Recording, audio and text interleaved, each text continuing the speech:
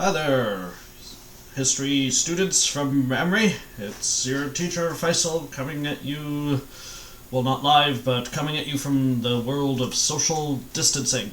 So, this is how we're going to do the class for the next little while. So, today we're going to be talking about Canada and war, right? That's going to be our theme of the day. Okay, so, what we're going to talk about specifically is what happened after World War II. I did talk about this a little bit before classes ended on, before March break. Wait, remember that? But I thought I went really fast, and I want to go through some of the important details here. So, after World War II, Hitler was dead, and you end up with two big things that changed the world. Right, and they are America and the Soviet Union, because they give us the next phase of history, which is what's called the Cold War. So, the Americans and the Soviets, and also China, never liked each other, right? They never saw eye to eye. The Americans were capitalist and democratic societies, while the Soviets and, after them, the Chinese, were communists and they were dictatorships. They were allies in World War II against the Nazis, but that was out of necessity. At no point did these three countries, I should say, trust each other. Right? So after the Nazis are gone, right, that enemy is destroyed, and they're now looking at each other, right? They now can start to hate each other again because their mutual enemy was gone. So, that brings us to the Cold War. Now, we call it a Cold War, but it's different from anything that happened previous in history, and the reason for that is because of nuclear weapons, right? These things. So, only 2 nuclear weapons have ever been used in history. But here's the thing. If I have a nuclear weapon and someone else has a nuclear weapon, and I shoot my nuclear weapon at them, and they shoot their nuclear weapon at me, then guess what? We both are going to die. So, the Cold War, right, is all about MAD. M-A-D. So, what MAD stands for are these words: mutually assured destruction. So if 2 powers armed with nuclear weapons attack each other, they both will be destroyed, and it possibly also would destroy the entire planet in the meantime. Right? So the idea of mutually assured destruction is sort of what you see here with this picture of 2 bombs. If the Americans decided, we hate the Soviets, we're going to shoot nuclear weapons at them, the Soviets would detect those missiles coming on radar, and they would say, oh, the Americans are shooting nuclear weapons at us, let's shoot ours at them, and then the missiles would fly, and kaboom, everyone's dead. Right? So it's impossible for the Americans and the Soviets to go to war unless the world is going to be destroyed, right? So they can't fight each other directly, right? It will destroy the entire planet if they do that. But they still hate each other, right? So they can't fight because of nuclear weapons, but they hate each other. And so, instead, they fight indirectly, right? This is the Cold War. So, what do I mean by fighting indirectly? Well, what I mean is they have smaller countries go and fight the big guy for them. So there are a bunch of examples of this in the Cold War, but let me just give you a quick 3. You have the Korean War, where North Korea invaded South Korea, but North Korea was being backed at the time by the Chinese government and also the Soviet Union. Right, so they invaded South Korea with their backing, and then South Korea had help from the Americans, right, against the Chinese and the Soviets, right? So that war, they don't go against each other directly, but that war was one of the example of the Cold War. Another good example is the Vietnam War. So Vietnam was invaded by the American army fighting against the northern Vietnamese, right, or also called the Viet Cong, and those Vietnamese people were backed by the Chinese government and the Soviet Union as well, right? So rather than having Americans go fight Russians, or Chinese for that matter, right, they go and they fight the Vietnamese, who have help from the Russians, and also the Chinese in that case. And then you had the opposite happen in the Afghan War, right, which occurred from 1979 to 1989, right, where the Soviet Union attacked Afghanistan and was fighting the Afghanis, who were called the Mujahideen, and those Mujahideen were backed by the Americans. So I hope you guys are seeing the pattern here, right, where the two sides never fight each other directly, but instead they have all these, what they're called, proxy wars all over the world, right? So the Cold War stretches for about 50 years after the Second World War, and really does scar the entire globe, right? Because they can't sort out their problems with each other directly, so instead all of these small wars are fought, right? And it's very much a power struggle between the two forces, right? Soviets on one side, and Soviets, and I guess I should also include Chinese, but that's a little complicated. I won't go into that. And America on the other. But Faisal, what is Canada doing during all of this? This isn't an American history class or a Soviet history class. This is Canadian history. So what is Canada doing? I'm glad you asked that question, Dragos. So, Canada, to this day, is part of something called NATO. So that stands for North Atlantic Treaty Organization. So this isn't the alliance of the Western countries. There are a lot of countries in it, but it includes the United States, France, Germany, Great Britain, Italy, Turkey, and Canada, and plus a bunch of others. Oh, hey, you can go. Bad student. So, what NATO is it's a defensive alliance, right? The word defense means that if someone else attacks you, you have to help them, right? So basically, if a NATO country is ever attacked, Canada and all the other NATO countries has to go help them.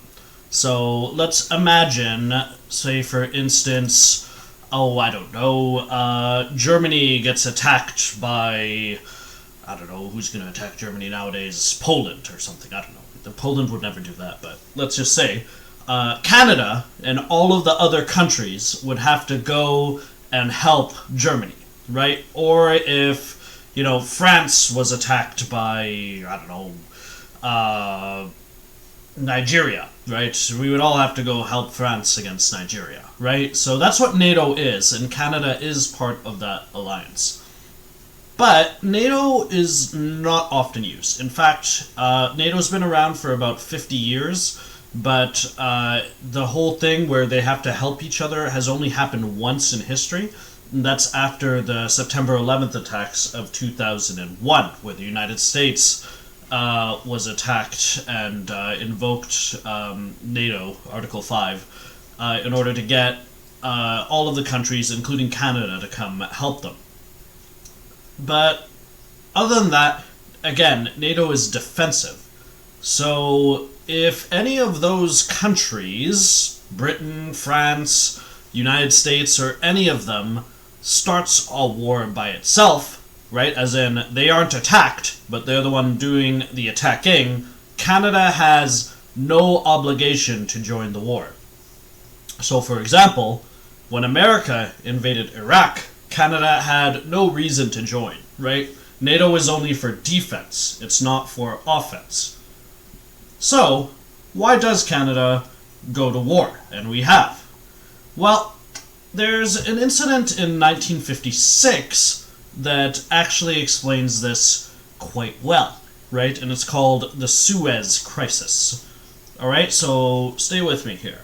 In 1956, Britain, France, and Israel launched an invasion of Egypt, right? Here, let me get a map here. There it is. So, Egypt is, of course, in Africa, and was one of the rising powers in the 1950s, and these countries wanted to essentially crush it. Israel wanted to crush it because they hated its leader, General Nasser, while Britain and France were interested in this bit of land here. You see this little strip, right? That's called the Suez Canal, right? It's a very quick way to get around the world if you have a boat, right, or a ship, I should say, and you want to sail from Britain over to the Indian Ocean. Suez Canal is really good, and Egypt wanted to take over the Suez Canal for itself, and Britain and France said, no, we want that canal because it's useful, and we don't want to pay Egypt to use it. So, these three countries invaded Egypt. It was a war of aggression, right, and it was a war to control resources, but ultimately, you know, there was no justification for it. This is very much not World War II, right? Egypt was not provoking this attack, right? They were just, you know, trying to take control of this canal, which, as you can see, it's very much inside of Egypt, right? The argument that it doesn't belong to the Egyptians is very silly. So, nevertheless, Britain and the French and the Israelis go to essentially bomb and steal things from the Egyptians, right? So, in terms of Canada, well, traditionally, if you remember World War I and World War II, Canada would be on Britain's side, right? So, because we used to be part of Britain, right? We're part of the British Commonwealth, and everything like that, right? So, in World War I and World War II, we automatically were on Britain's side. But this is something different. First of all, the war is blatantly awful, right? It's an attempt to steal something from another country. It's a mugging. So, there's that. It's not like World War II. And so Canadians did not want to go help Britain with this, right? This would be a stupid thing to help with. So, for the first time in our history, Canada does not side with the British. Instead, Canadians sent peacekeepers. Now, the idea for this came from our External Affairs Minister, Lester Pearson, who later went on to be Prime Minister. Right? Where's a picture of it? There he is. Right, this guy. Probably one of our better prime ministers, Lester Pearson. And his idea was, well, Canada doesn't want to get involved in the war. We don't want to fight Britain, because that would be a huge war. But instead, we want to just stop these invasions from happening and stop this aggression that the British, the French, and the Israelis were taking part in. So we sent peacekeepers. Now, what a peacekeeper is, let's find a picture of them right here, is there's someone who it's an army that goes into a war zone not to fight, but to just keep the enemies apart, make sure that no one gets hurt, and try to basically stop two sides from fighting, right, and get them back to the table so that they can just make an agreement. So Canada, in 1956, became famous for this, right? This is the role that Canada took on, right? Where we don't go fighting wars. Instead, we peacekeep, all right? So Canada became a peacekeeping nation. So, when do we send peacekeepers? Well, the time when we send peacekeepers is basically when the United Nations says that we should. So the UN authorizes wars through something called the Security Council, right? And that's the only way, by the way, that you can have a so-called legal war. So the UN Security Council, it has a bunch of rotating members, but it has 5 permanent members who are the important people. They're the US, the British, the French or France, China, and Russia, right? Those are the 5 permanent members of the Security Council, right? Those 5 members, if they all agree together that, okay, an army operation has to happen here, then that war is considered legal, right? And peacekeepers can be sent.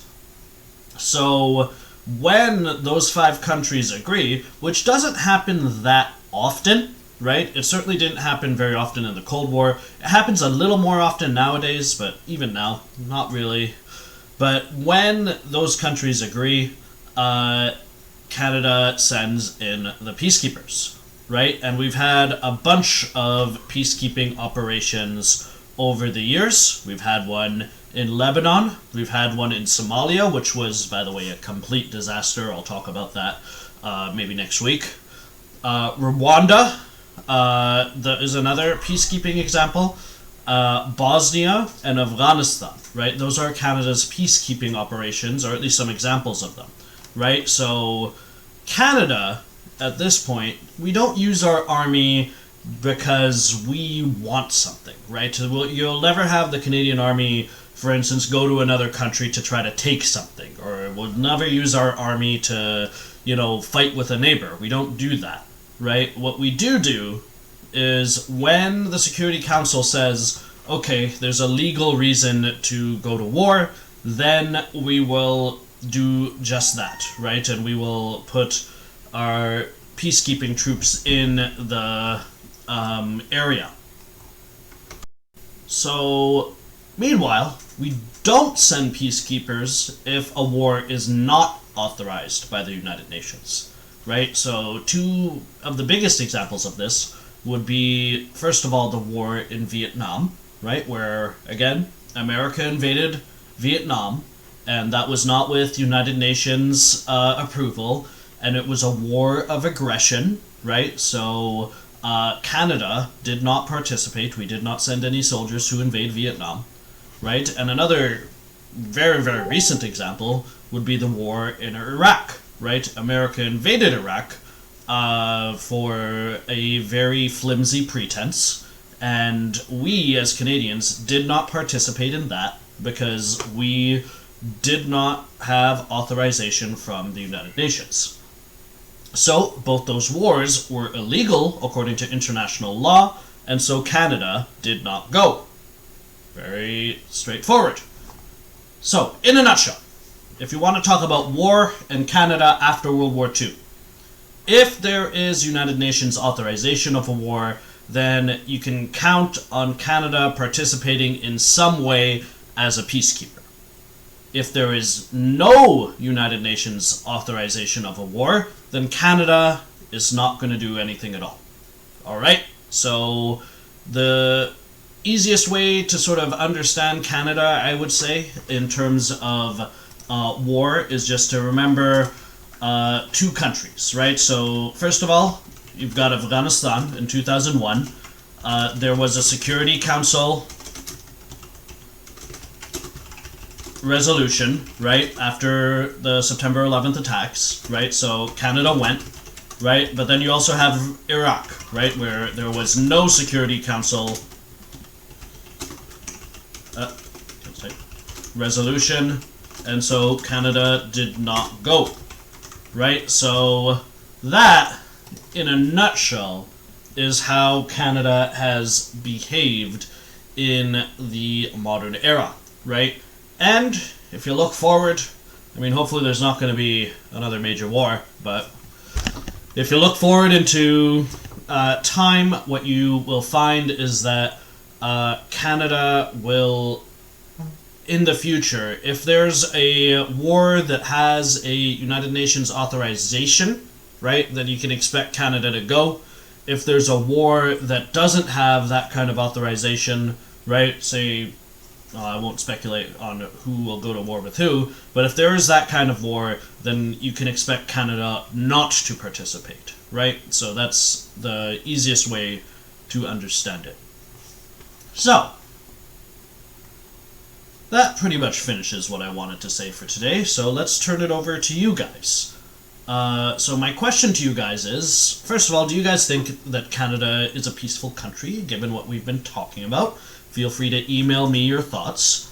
And also, do you guys have any questions about any of this? So send an email to faisal.ahmed@ttsv.on.ca, right? My email is up there.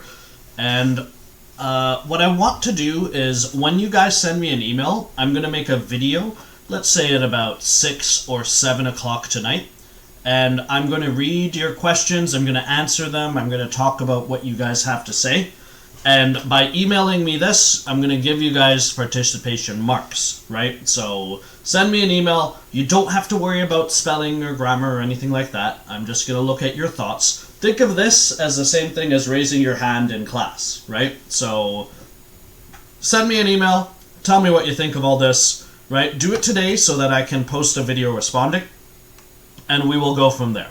All right? So thanks very much for listening, and I hope you all are having a great day.